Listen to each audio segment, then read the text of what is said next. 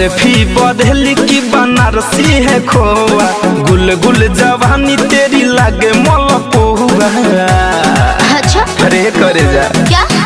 अरे बर्फी बदली की बनारसी है खोआ, गुल गुल जवानी तेरी लागे मलपुआ। हो तू तो लगती है अभी गुलाब की कली।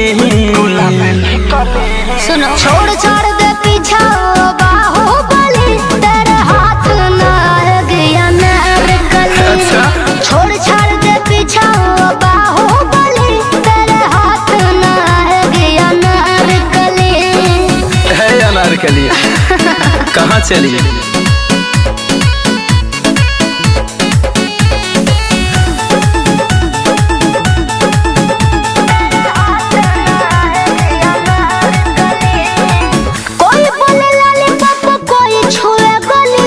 सबका के नीक लगे मोर होठल लिया।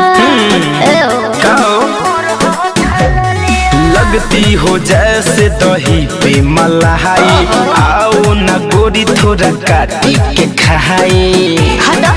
हमारा नैना है दिल में मची खलबली।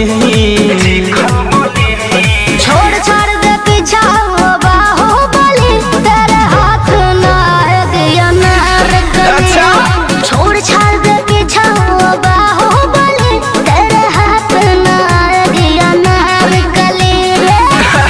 अरे ये क्या बदल हुए भाभी? छोड़ छाड़ दे पीछा बाहुबली।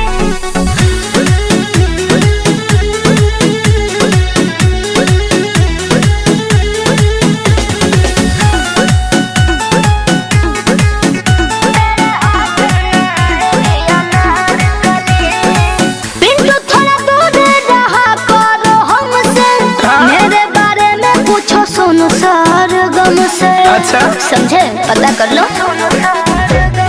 धड़कन धनंजय को घुमाओगी कब तक? कर लो तुम है इस जवानी है जब तक। अच्छा खिल जाओगी अभी हो काची कले। छोड़ छाड़ दे पीछा बाहुबली, तेरे हाथ ना गया नारकली। छोड़ छाड़ दे पीछा बाहुबली, तेरे हाथ ना गया नारकली। अरे हाथ भी आओगी और साथ भी जाओगी।